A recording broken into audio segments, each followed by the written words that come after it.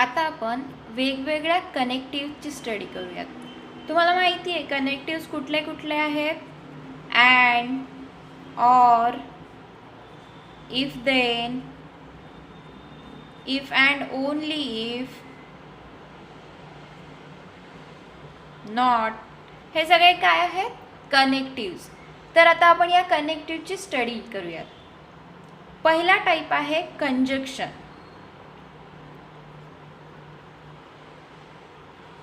तर कंजक्शन म्हणजे काय? तर वेगवेगळ्या दोन स्टेटमेंटला आपण अँड कनेक्टिव्ह यूज करून जर कंबाईन केलं, कनेक्ट केलं, तर त्याला आपण काय म्हणणार? कंजक्शन.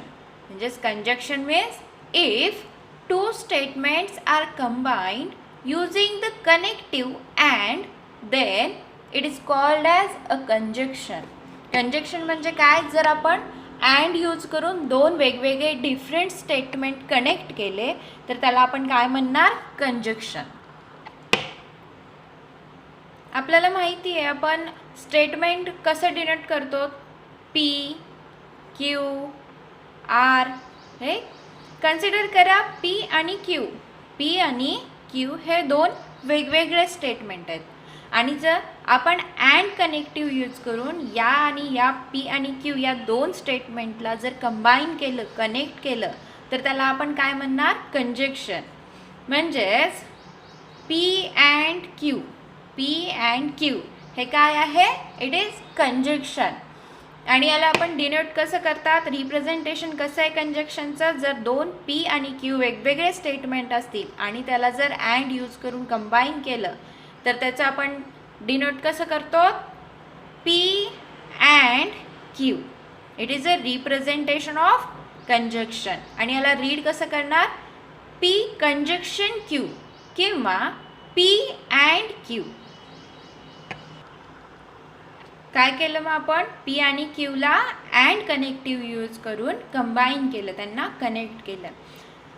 तर पी अँड क्यू. मग आता हा एक स्टेटमेंट आहे, हे पण एक वेगळं स्टेटमेंट तयार होणार आहे.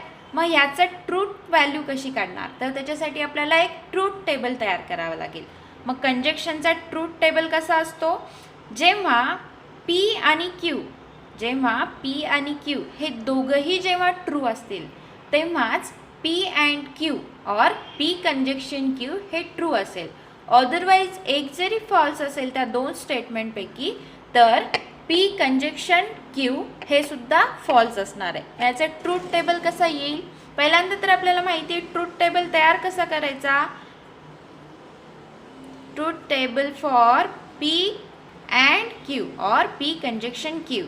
तर पहिल्यांदा पी स्टेटमेंट घ्या, नेक्स्ट क्यू घ्या अँड पी अँड क्यू. मग आपल्याला माहिती आहे पी आयदर ट्रू असेल आयदर फॉल्स असेल. क्यू कसं असणार आहे? आयदर ट्रू असणार आहे आयदर फॉल्स असणार आहे. आणि जेव्हा या दोघांना कंबाईन करू तेव्हा याचा जो रिझल्ट असेल तो सुद्धा आयदर ट्रू किंवा फॉल्स असेल. मग याचा ट्रूथ टेबल नेहमी लक्षात ठेवा, ट्रूथ टेबल काढताना क्यू पासून स्टार्ट करा. याला ट्रू फॉल्स असं लिहा. नेक्स्ट पीला मग राहील काय? True and false. म्हणजे याचे वेगवेगळे रिझल्ट आपल्याला काय करायचे आहेत? कंबाईन. कधी पी ट्रू असेल देन क्यू ट्रू असेल तर याचं पी अँड क्यू काय येणार आहे ते रिझल्ट पहा. तर ह्याला आपण काय म्हणणार? It is a truth table. तर कंजक्शनमध्ये नेहमी लक्षात ठेवा जेव्हा आपण अँड कनेक्टिव्ह यूज करतो तेव्हा पी आणि क्यू बोथ स्टेटमेंट जेव्हा ट्रू असतील तेव्हाच पी अँड क्यू काय असणार आहे? ट्रू. जर पी स्टेटमेंट ट्रू असेल, क्यू स्टेटमेंट ट्रू असेल तर रिझल्ट पी अँड क्यू काय असणार आहे? ट्रू. जर त्यापैकी एकही कुणी फॉल्स असेल तर येणारा रिझल्ट हा फॉल्स असणार आहे. म्हणजेच जर पी ट्रू आणि हा एफ असेल तर रिझल्ट काय असेल? एफ. हा एफ आणि हा ट्रू असेल तर इट इज ऑल्सो फॉल्स. आणि हा सेम फॉल्स असेल तर येणारा रिझल्ट पण फॉल्स असणार आहे.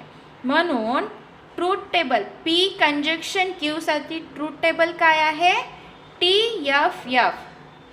ट्रूथ टेबल तुम्हाला लक्षात ठेवावे लागतील कारण की सगळं काही या ट्रूथ टेबलवर आहे. तर पी कंजक्शन क्यूसाठी लक्षात ठेवा, जेव्हा पी आणि क्यू हे दोघंही ट्रू असतील तेव्हाच पी अँड क्यू हा ट्रू असेल, अदरवाईज हा नेहमी फॉल्स असणार आहे. कधी कधी स्टेटमेंट कंबाईन करण्यासाठी अँडच्या ऐवजी बटसुद्धा यूज करतात, व्हाईल पण यूज करतात किंवा दो यूज करतात. सो कधी बट, व्हाईल आणि दो यूज करून जर स्टेटमेंट तयार केलेले असतील तर ते नथिंग बट द काय आहेत, अँड कनेक्टिव्ज, म्हणजे पी आणि Q, P and Q. Now next connective पहा, डिसजंक्शन. आता डिसजंक्शन म्हणजे काय, जर दोन स्टेटमेंट हे ऑर कनेक्टिव्ह यूज करून जर कंबाईन केले असतील तर त्याला आपण काय म्हणणार, डिसजंक्शन. म्हणजेच if two statements are combined by using the logical connective or, then it is called as a disjunction. म्हणजेच दोन वेगवेगळे वाक्य जर आपण और यूज करून कंबाईन केले तर त्याला आपण काय म्हणणार, डिसजंक्शन. जर पी आणि क्यू हे दोन डिफरंट स्टेटमेंट असतील तर त्याला ऑरने जर आपण कंबाईन केलं तर त्याचं रिप्रेझेंटेशन काय असणार आहे, पी और क्यू. आणि डिसजंक्शनला रीड कसं करतात, तर पी डिसजंक्शन क्यू किंवा पी और क्यू. पी और क्यूचा ट्रूथ टेबल कसा काढणार आपण आता, पहिल्यांदा तर क्यूची व्हॅल्यू लिहून घ्या, T F and it is true, false. नाव आता लक्षात घ्या, जेव्हा आपण डिसजंक्शन म्हणतो, जेव्हा आपण ऑर यूज करून दोन स्टेटमेंट कंबाईन करतो तेव्हा त्याचं ट्रूथ टेबल, त्याचं पी और क्यू हे तेव्हा फॉल्स असेल जेव्हा ते दोघंही पी आणि क्यू हे दोन्ही स्टेटमेंट जेव्हा फॉल्स असतील तेव्हा पी और क्यू हे फॉल्स असेल. त्या दोघांपैकी एकही जर ट्रू असेल तर पी और क्यू, पी कंजक्शन क्यू हे काय असणार आहे, ट्रू असणार आहे. म्हणजेच त्याचं ट्रूथ टेबल कसं येईल, ट्रू असेल तर ट्रू फॉल्स. आता पी ट्रू आहे म्हणजे एक जरी ट्रू असेल तर पी डिसजंक्शन काय असणार आहे, true. False true, it is true. पण जेव्हा दोन्ही स्टेटमेंट फॉल्स असेल तेव्हा पी और क्यू काय असणार आहे, फॉल्स असणार आहे. मग हा काय झाला, पी और क्यूचा ट्रूथ टेबल. नेक्स्ट कनेक्टिव्ह पहा, कंडिशनल और, त्यालाच आपण काय म्हणू शकतो, इम्प्लिकेशन. तर कंडिशनल और इम्प्लिकेशन म्हणजे काय, दोन statement if then connective use करून जर आपण कंबाईन केले तर त्याला काय म्हणणार आपण, इम्प्लिकेशन और कंडिशनल. म्हणजे त्याची डेफिनेशन काय होणार आहे, if two statements are combined by using the connective if then it is called as conditional or implication. तर याचं रिप्रेझेंटेशन कसं असणार आहे, पी इम्प्लाइज क्यू. पी आणि क्यू काय आहेत, हे वेगवेगळे दोन स्टेटमेंट्स आहेत.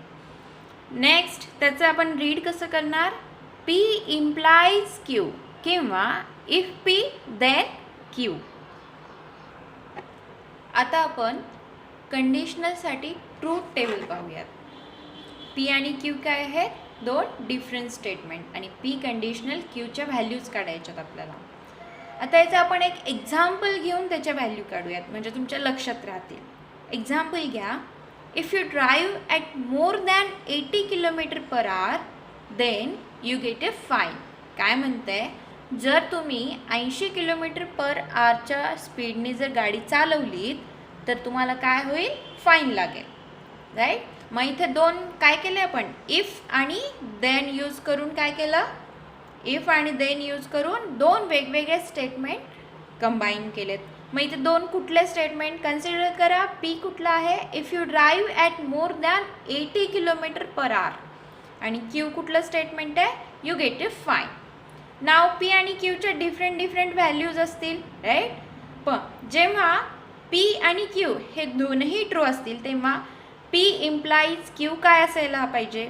तर बघा काय म्हणतंय, पी ट्रू आहे म्हणजे काय, तुम्ही काय केलं आहे 80 km/h पेक्षा जास्त स्पीडनी गाडी चालवली आहे आणि क्यू पण ट्रू आहे म्हणजेच काय, then you get a fine, right. हे ट्रू झालं तर तुम्हाला नक्कीच फाईन लागणार आहे, बरोबर आहे. म्हणजेच हे जेव्हा दोन्हीही ट्रू असतील तेव्हा कंडिशनल पी इम्प्लाईज क्यू काय असणार आहे, ट्रू. नाव नेक्स्ट, जर पी ट्रू आहे म्हणजेच तुम्ही जर गाडी 80 km/h पेक्षा जास्त आणि गाडी चालवलीत पण काय म्हणताय एफ फॉल्स आहे म्हणजे यू गेट अ फाईन, हे काय आहे, फॉल्स. म्हणजेच तुम्हाला फाईन लागला नाही. पण आपल्याला दिलेली कंडिशन काय होती की जर तुम्ही चालवली तर तुम्हाला फाईन लागणार. म्हणजेच जर क्यू फॉल्स झालं म्हणजेच काय, तुम्हाला जर फाईन लागला नाही तर पी इम्प्लाईज क्यू काय असणार आहे, फॉल्स असणार आहे. का, कारण की तुम्हाला फाईन लागायलाच पाहिजे, त्यांनी कंडिशनच तशी दिलेली आहे की तुम्ही जर चालवली तर तुम्हाला फाईन लागणार. आणि हे काय म्हणते की मला लागला नाही म्हणजेच पी इम्प्लाईज क्यू काय असणार आहे, फॉल्स. नेक्स्ट घ्या, पी जर फॉल्स असेल म्हणजेच तुम्ही जर गाडी 80 km/h पेक्षा जास्त स्पीडने नाही चालवली आणि क्यू काय आहे, true, you get a fine. आता तुम्ही चालवली नाही आणि तुम्हाला फाईन लागला आहे, ठीक आहे, दुसरं कशामुळे तरी लागलेला असू शकतो, दुसरी काहीतरी कंडिशन, कुठला तरी तुम्ही दुसरा रूल ब्रेक केला असेल म्हणून लागलेला असेल. पण असं आहे का की तुम्ही चालवली काय, तुम्ही 80 km/पेक्षा कमी याच्याने चालवली आहे, राईट. पण तुम्हाला फाईन कशामुळे लागला आहे तर तुम्ही दुसरा कुठला तरी रूल ब्रेक केलात म्हणून तुम्हाला फाईन लागला आहे. म्हणजेच पी इम्प्लाईज क्यू काय असणार आहे, ट्रू. नेक्स्ट पहा, if you drive at more than P काय असणार आहे, ट्रू. पी काय असणार आहे, फॉल्स. म्हणजेच तुम्ही काय केलं आहे तर 80 km/h गाडी नाही चालवली आणि क्यू काय आहे, फॉल्स. म्हणजेच तुम्हाला काय झालं आहे, फाईन लागला नाही, बरोबर आहे. जर तुम्ही गाडी स्पीडनी जास्ती चालवलीच नाही तर तुम्हाला फाईन नाही लागणार. म्हणजेच पी इम्प्लाईज क्यू काय असणार आहे, ट्रू. तर या एक्झाम्पलवरून लक्षात ठेवा कंडिशनलचा ट्रूथ टेबल हा आहे. जेव्हा क्यू फॉल्स असतो, जेव्हा क्यू फॉल्स असेल तेव्हाच पी इम्प्लाईज क्यू काय असणार आहे, फॉल्स. अदरवाईज हा नेहमी ट्रू येणार आहे. मग truth table for P implies Q, कंडिशनलचा ट्रूथ टेबल काय असणार आहे, TFTT. हा लक्षात ठेवा. नेक्स्ट कनेक्टिव्ह आहे double implication or biconditional. जेव्हा आपण दोन statement if and only if हे कनेक्टिव्ह यूज करून कंबाईन करतो तेव्हा त्याला आपण काय म्हणणार, double implication or biconditional. Definition काय होईल मग, if two statements are combined using the logical connective if and only if then it is called as biconditional. आणि याचं रिप्रेझेंटेशन कसं असणार आहे, पी बाय कंडिशनल क्यू.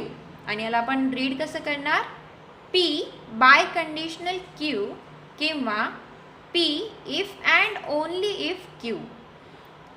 आता इथे काय आहे तर हे दोनही स्टेटमेंट एकमेकांवर डिपेंड आहेत, एकमेकांवर. मग याचं ट्रूथ टेबल कसं असणार आहे, जर ह्या दोघांचीही पी आणि क्यूची जर व्हॅल्यू सेम असेल तर पी बाय कंडिशनल क्यू हा ट्रू असणार आहे. आणि या दोन्ही स्टेटमेंटमध्ये एक जरी फॉल्स असेल किंवा एक जरी डिफरंट असेल तेव्हा त्याची आन्सर काय येणार आहे, त्याच्या ट्रूथ टेबलमध्ये ट्रूथ व्हॅल्यू काय येणार आहे, फॉल्स. मग याचा ट्रूथ टेबल कसा काढणार आपण, true true false false, true false true false. मग बाय कंडिशनलमध्ये काय म्हणतं आहे की जेव्हा पी आणि क्यू जेव्हा दोनही स्टेटमेंट हे सेम ट्रूथ व्हॅल्यू देत असतील तेव्हा त्याची व्हॅल्यू काय असणार आहे, ट्रू. इथे काय आहे, ट्रू आणि ट्रू म्हणजे पी आणि क्यूची ट्रूथ व्हॅल्यू काय असं आहे, सेम आहे. म्हणून पी बाय कंडिशनल क्यू काय असणार आहे, ट्रू. आता पी ट्रू आहे आणि क्यू इथे काय आहे, फॉल्स. म्हणजेच ह्या दोघांची व्हॅल्यू सेम आहे का? नाही आहे. म्हणून बाय कंडिशनलची व्हॅल्यू काय येणार आहे? फॉल्स. सेम पी काय आहे? फॉल्स आहे आणि क्यू स्टेटमेंट काय आहे? ट्रू आहे. सेम नाही आहे, त्याच्यामुळे बाय कंडिशनल काय असणार आहे? Truth value false. नाव पी फॉल्स आहे आणि इथे क्यू पण फॉल्स आहे. दोघंही सेम व्हॅल्यू देत आहेत, म्हणून पी बाय कंडिशनल क्यू काय असणार आहे? ट्रू. मग ट्रूथ टेबल ऑफ बाय कंडिशनलचा ट्रूथ टेबल काय असणार आहे? TFFT. P biconditional Q हे काय आहेत? एकमेकांवर डिपेंड आहेत. हे दोघंही एकमेकांवर अप्लाय करतात. इथे डबल कंडिशन आहे. मग याला आपण असं सुद्धा रिप्रेझेंट करू शकतो. काय आहे? P conditional Q.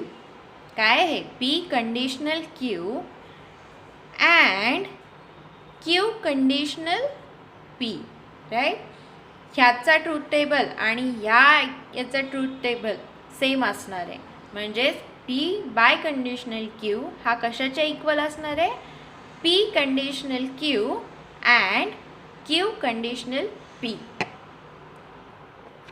Next connective आहे निगेशन ऑफ अ स्टेटमेंट. आता निगेशन ऑफ अ स्टेटमेंट म्हणजे काय? तर denial of any statement. Means जर एखादं स्टेटमेंट पी असेल आणि हे जर ट्रू असेल तर निगेशन ऑफ स्टेटमेंट पी काय असणार आहे? फॉल्स.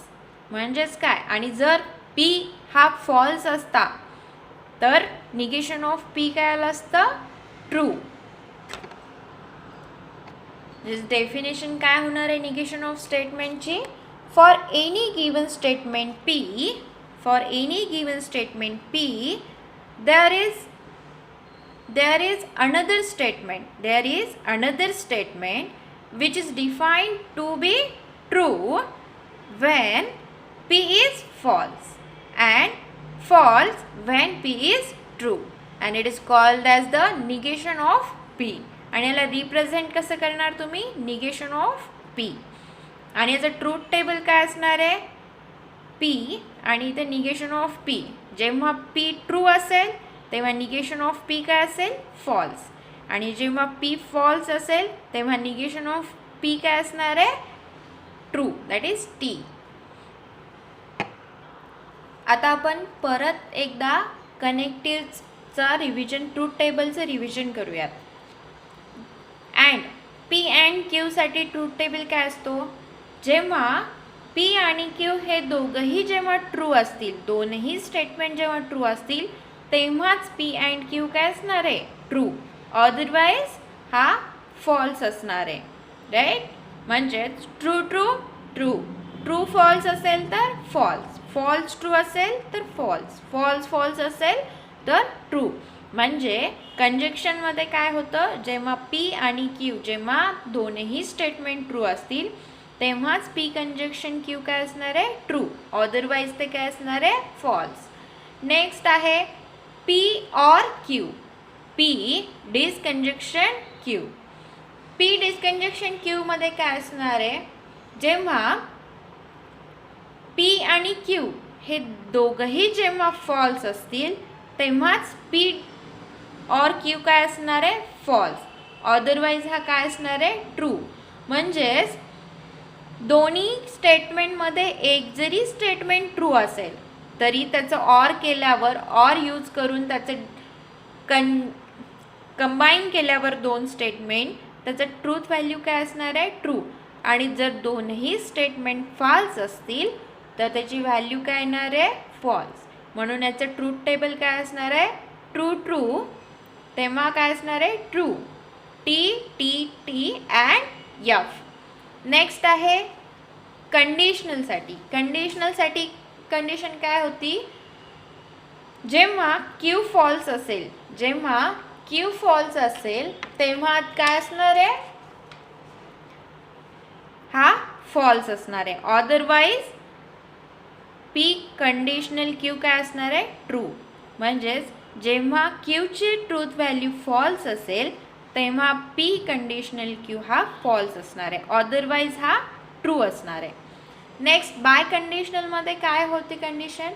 जेव्हा दोघांच्याही व्हॅल्यू ह्या सेम असतील, दोनही स्टेटमेंटच्या ट्रूथ व्हॅल्यू ह्या सेम असतील, तेव्हा त्याचं काय येणार आहे ट्रूथ व्हॅल्यू ट्रू, अदरवाईज काय असणार आहे फॉल्स, राईट. म्हणून याचं ट्रूथ व्हॅल्यूज काय असणार आहे टी एफ एफ टी. आणि निगेशनसाठी काय असणार आहे P negation of P is true असेल तर फॉल्स, फॉल्स असेल तर ट्रू, राईट. तर ह्या 5 कनेक्टिव्हचे ट्रूथ टेबल तुम्हाला लक्षात ठेवायचे आहेत, कारण की पुढे जे काही आता आपण पुढे शिकणार आहोत तो या ट्रूथ टेबलवर डिपेंड आहे. त्याच्यामुळे तुम्हाला प्रत्येक याच्या ट्रूथ व्हॅल्यूज माहिती असणं फार इम्पॉर्टंट आहे.